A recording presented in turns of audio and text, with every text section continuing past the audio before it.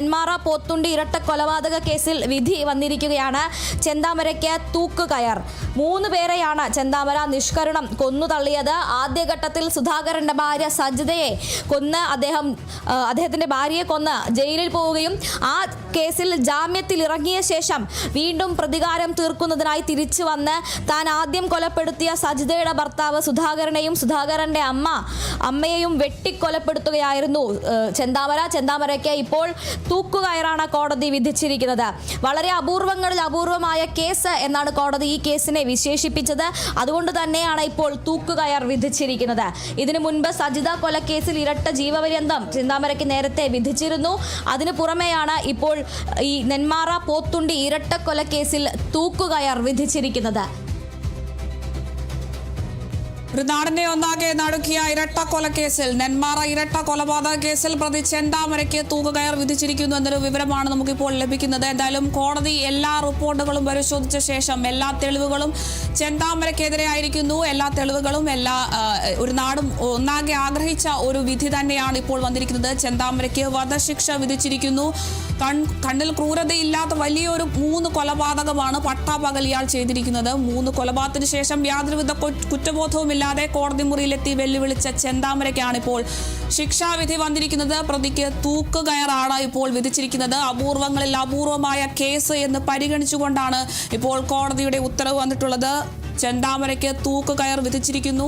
പ്രതി പുറത്തിറങ്ങിയാൽ മറ്റുള്ളവർക്ക് വലിയ രീതിയിലുള്ള ഭീഷണി ഉണ്ടാകാനുള്ള സാധ്യതയുണ്ട്. ഒപ്പം സുധാകരന്റെ 2 മക്കൾക്കും വലിയ ഭീഷണി ഉയർത്തുന്നുണ്ട്. ഇയാൾ ഇനിയും ആളുകളെ കൊല്ലും എന്നൊരു ഭീഷണി മുഴക്കിയ സാഹചര്യത്തിൽ ഇനിയും ഇയാളെ പുറത്തിറങ്ങാൻ യാതൊരുവിധ ഒരു രീതിയിലും സാധിക്കില്ല. അതുകൊണ്ട് തന്നെ കോടതി ഇതൊക്കെ മുൻകൂട്ടി കണ്ടുകൊണ്ടാണ് പ്രതിഭാഗത്തിന്റെ എല്ലാ വാദങ്ങളും തള്ളിക്കൊണ്ട് ഇപ്പോൾ നെന്മാറ ഇരട്ട കൊലപാതക കേസിൽ വധശിക്ഷ വിധിച്ചിരിക്കുന്നത്.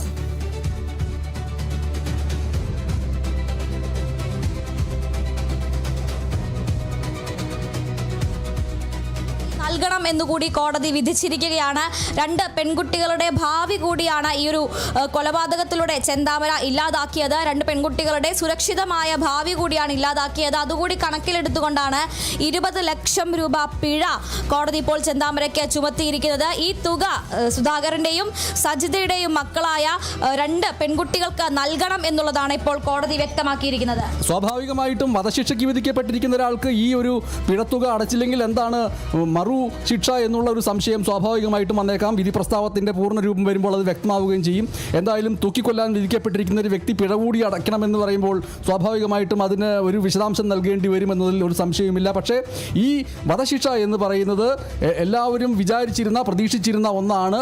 ഒപ്പം തന്നെ മറ്റൊരു സംശയമുണ്ടായിരുന്നത് ഇത്രമേൽ ഗുരുതരമായിട്ടുള്ള മാനസികമായിട്ടുള്ള വൈകൃതം പ്രകടിപ്പിക്കുന്ന, അത് മനോനിലയിലും പ്രവൃത്തി നിലയിലും പ്രകടിപ്പിക്കുന്ന ഒരാളെ സംബന്ധിച്ചിട്ട് അയാൾക്ക് മാനസിക പരിവർത്തനത്തിനുള്ള വലിയ സാധ്യത, അവസാനത്തെ സാധ്യതയും നൽകിയിട്ട് മാത്രമേ ഒരാളുടെ ജീവൻ എടുക്കാൻ പാടുള്ളൂ എന്നുള്ള നിലയ്ക്ക് അതിനെ വ്യാഖ്യാനിച്ച് തൂക്ക് കയറിന് പകരം ആജീവനാന്ത ജയിൽ നൽകുമോ എന്നുള്ള ആശങ്ക പലരും പ്രകടിപ്പിച്ചിരുന്നു. അത് അസ്ഥാനത്താക്കിക്കൊണ്ടാണ് ഇപ്പോൾ ഈ വധശിക്ഷയിലേക്ക് തന്നെ എത്തിച്ചേർന്നിരിക്കുന്നത്. കാരണം കോടതി മുറിയിൽ വെച്ച് ജഡ്ജിയുടെ നേരെയൊക്കെ നോക്കിക്കൊണ്ട് തൻ്റെ മനോവൈകൃതത്തിൻ്റെയും ഒപ്പം തീരുമാനിച്ചുറച്ച കാര്യങ്ങളിൽ ഒരു മാറ്റമില്ല എന്നും പുറത്തിറങ്ങിയാൽ വീണ്ടും ഇത്തരം കാര്യങ്ങൾ ചെയ്യാൻ സാധ്യതയുണ്ട് എന്നും അതിൽ ഒരു അർത്ഥശങ്കയ്ക്കും ഇടവേണ്ട എന്നും വ്യക്തമാക്കിയിട്ടുള്ളൊരു വ്യക്തി, ആ വ്യക്തി ഇനി ജയിലിലാകട്ടെ, തടവുമുറിയിലാകട്ടെ, പൊതുസമൂഹത്തിലാകട്ടെ പ്രതികാരത്തിൻ്റെ വലിയ വാൾമുനയുമായിട്ട് വീണ്ടും ഇറങ്ങിത്തിരിക്കും എന്നുള്ളതിൽ ഒരു സംശയവുമില്ല.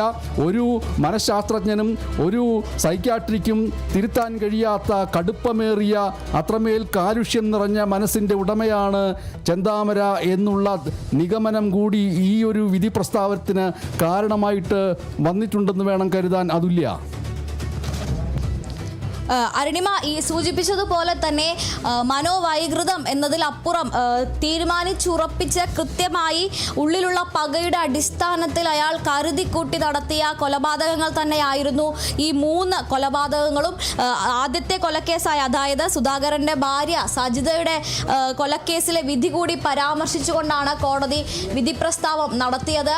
ഇതിൽ വധശിക്ഷയിൽ കുറഞ്ഞതൊന്നും തന്നെ ആരും പ്രതീക്ഷിച്ചിട്ടുണ്ടായിരുന്നില്ല, അല്ലെങ്കിൽ ആരും ആഗ്രഹിച്ചിട്ടുണ്ടായിരുന്നില്ല. വെച്ചിട്ടുണ്ടായിരുന്നില്ല എന്നുള്ളതാണ്. സുധാകരന്റെ മക്കളായ അനഘയും അതുല്യയും ഈ വിധി പ്രസ്താവം നടക്കുന്ന സമയത്ത് കോടതി മുറിയിൽ ഉണ്ടായിരുന്നു. വിധി പറയുന്നത് കേൾക്കാൻ സുധാകരന്റെ കുടുംബം എത്തിയിരുന്നു. ആ രണ്ട് പെൺകുട്ടികളും കണ്ണീരോടാണ് ഈ ഒരു വിധി കോടതി മുറിയിൽ കേട്ടത്. എന്തായാലും ഇപ്പോൾ ഈ നാടിനെ നടുക്കി അല്ലെങ്കിൽ കേരളത്തിൽ വലിയ രീതിയിൽ തന്നെ ഒരു നടുക്കം സൃഷ്ടിച്ച ഇരട്ട കൊലപാതകത്തിൽ വിധി വന്നിരിക്കുകയാണ്. പ്രതി ചെന്താമരയ്ക്ക് തൂക്കുകയറാണ് വിധിച്ചിരിക്കുന്നത്. നേരത്തെ ഇതിൽ ആദ്യ കൊലക്കേസായിട്ടുള്ള സജിത കൊലക്കേസിൽ ഇരട്ട ജീവപര്യന്തം ലഭിച്ചിരുന്നു. അതിന് ശേഷമാണ് ആദ്യ കൊലപാതകം നടത്തിയ ശേഷം ജാമ്യത്തിൽ ഇറങ്ങിയാണ് പ്രതി മറ്റ് 2 കൊലപാതകങ്ങളും നടത്തിയത്. ഇതിൽ നിന്നും തന്നെ പ്രതി ഒരു ഹാബിച്വൽ ഒഫൻഡർ അല്ലെങ്കിൽ കുറ്റകൃത്യം ആവർത്തിക്കുന്ന ഒരാളാണ് എന്നത് വളരെ വ്യക്തമാണ് എന്നുള്ളതാണ് കോടതിയുടെ നിരീക്ഷണം. ഒരിക്കൽ ചെയ്ത അതേ കുറ്റകൃത്യം വീണ്ടും അയാൾ ആവർത്തിക്കുന്നു. അതും ആദ്യത്തെ കുറ്റകൃത്യത്തെക്കാൾ തീവ്രതയിൽ ഒരു ഇരട്ട കൊലപാതകത്തിലേക്ക് അയാൾ ആവർത്തിക്കുന്നു. ഇത് തന്നെ അയാളുടെ കുറ്റവാസന അത് നിയന്ത്രിക്കാവുന്നതല്ല എന്നതിന് വ്യക്തമാണ് എന്നുള്ളതാണ്. ആദ്യത്തെ കൊലപാതകത്തിന് ശേഷം അയാൾക്ക് കുറ്റബോധം ഉണ്ടായിരുന്നില്ല. താൻ ചെയ്യാൻ ബാക്കി വെച്ച ഒരു പ്രവൃത്തി ചെയ്തു തീർക്കുന്നത് പോലെയാണ് അയാൾ തിരിച്ചു വന്ന് ഈ കൊലപാതകങ്ങൾ നടത്തിയത്. മാത്രമല്ല ഇനിയും കൊല്ലാനുള്ളവരുടെ പട്ടിക തൻ്റെ കയ്യിലുണ്ട് എന്നുള്ള ചെന്താമരയുടെ പരാമർശമടക്കം കോടതി എടുത്തു പറഞ്ഞിട്ടുണ്ട്. ഈ കേസിൽ സാക്ഷി പറഞ്ഞ വീടിന് തൊട്ടു മുന്നിൽ അന്തേവാസിയായ പുഷ്പ, അതുപോലെ തന്നെ മറ്റൊരു സാക്ഷിയായിരുന്ന ശിവരാമൻ, ഇവരെ കൂടി താൻ കൊല്ലും എന്ന് ചെന്താമര പലതവണ ആവർത്തിച്ചിരുന്നു.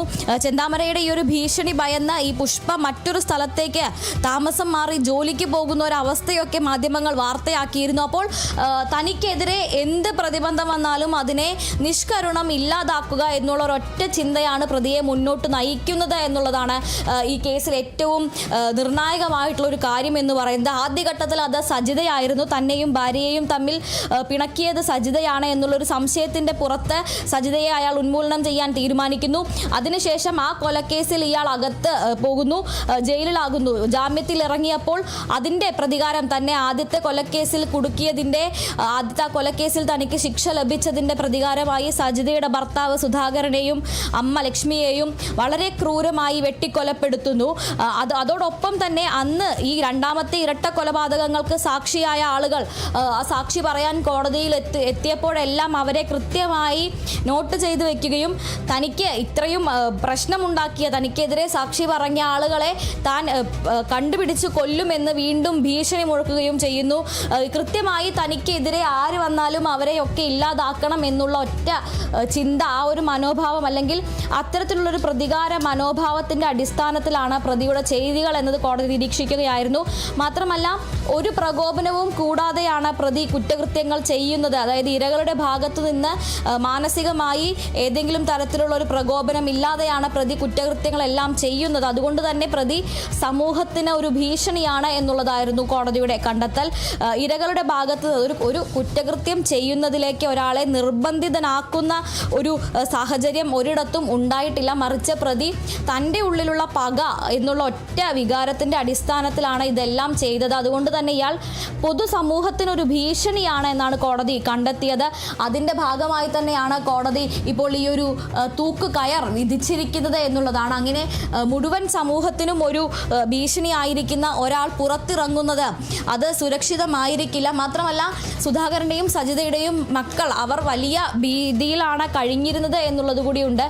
ചെന്താമര എപ്പോഴെങ്കിലും പുറത്തിറങ്ങുമോ, തങ്ങളെ കൂടി അപായപ്പെടുത്തുമോ എന്നുള്ള നിരന്തര ഭീതിയിലാണ് ഈ 2 കുട്ടികളും കഴിഞ്ഞിരുന്നത്. അതുകൊണ്ട് തന്നെ അവർ പുറത്തിറങ്ങുന്നത് ഈ 2 കുട്ടികളുടെയും സുരക്ഷിതമായ ജീവിതത്തെയും സുരക്ഷിതമായ ഭാവിയെയും ബാധിക്കും എന്നുകൂടി കോടതി നിരീക്ഷിക്കുകയുണ്ടായി. ഇതിൻ്റെ എല്ലാം അടിസ്ഥാനത്തിലാണ് കോടതി ഈ തൂക്കുകയർ വിധിച്ചിരിക്കുന്നത്. തൂക്കുകയറിൽ കുറഞ്ഞതൊന്നും തന്നെ ചെന്താമരയ്ക്ക് നൽകരുത് എന്നത് തന്നെയായിരുന്നു പ്രോസിക്യൂഷൻ്റെയും സുധാകരൻ്റെ കുടുംബത്തിൻ്റെയും വാദം. പ്രതിക്ക് ഒരു തരത്തിലും മാനസാന്തരം ഉണ്ടാകാനുള്ള സാധ്യതയില്ല എന്നത് കൂടി കണക്കിലെടുത്താണ് ഈ ഒരു വിധി പ്രസ്താവം നടത്തിയിരിക്കുന്നത്. 2025 ജനുവരി 27-നായിരുന്നു ഈ ഒരു കൊലപാതകം നടന്നത്. കൊലപാതകം നടന്ന 1.5 വർഷത്തിന് ശേഷമാണിപ്പോൾ ഈ കേസിൽ വിധി വരുന്നത്. ആദ്യ കൊലപാതകത്തിന് ശേഷം ജാമ്യത്തിലിറങ്ങിയ പ്രതി ജനുവരി ആദ്യത്തോടെ ജാമ്യത്തിലിറങ്ങിയ പ്രതി സുധാകരനെയും ലക്ഷ്മിയെയും കൊല്ലാൻ വിദഗ്ധമായ പദ്ധതി തയ്യാറാക്കിയാണ് പാലക്കാടിൻ്റെ അറ്റത്ത് കിടക്കുന്ന നെന്മാറ പോത്തുണ്ടി ഗ്രാമത്തിലെത്തുന്നത്. അവിടെ ആരുമില്ലാത്ത സമയത്ത് സുധാകരനെയും സുധാകരൻ്റെ അമ്മയെയും വെട്ടിക്കൊലപ്പെടുത്തിയ ശേഷം പ്രതി ഓടി രക്ഷപ്പെടുകയായിരുന്നു. പോത്തുണ്ടി എസ്റ്റേറ്റിന് മുകളിലായുള്ള ഒരു കുന്നിന് മുകളിൽ പ്രതി ഒളിച്ചിരുന്നു. പ്രതിക്ക് വേണ്ടി നാടൊട്ടുക്ക് തിരച്ചിൽ നടന്നെങ്കിലും ആദ്യഘട്ടത്തിൽ ഇയാളെ കണ്ടെത്താനായില്ല. പിന്നീട് വിശപ്പ് സഹിക്കാതെ ഇയാൾ മലയിറങ്ങി വരികയായിരുന്നു. അപ്പോഴാണ് ഇയാളെ നാട്ടുകാരും പോലീസും ചേർന്ന് പിടികൂടുന്നത്. അപ്പോൾ ചെന്താമര പറഞ്ഞത് ഒരു കൂസലുമില്ലാതെ വിശപ്പ് സഹിക്കാതെ ഇരുന്നപ്പോൾ ഇറങ്ങി വന്നതാണ് എന്നാണ് ചെന്താമരയുടെ മറുപടി ഉണ്ടായിരുന്നത്.